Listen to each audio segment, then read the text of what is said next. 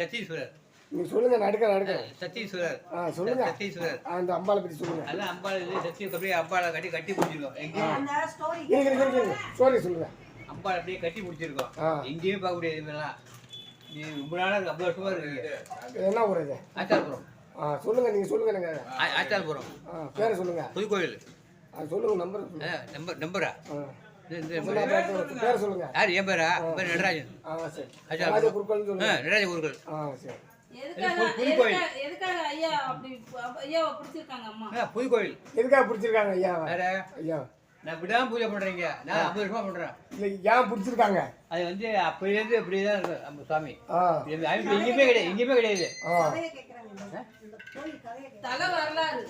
மறக்காதக்கா, இந்த வரலாறு நான் கொஞ்ச நாள் முன்னாடி தெரியாது எனக்கு.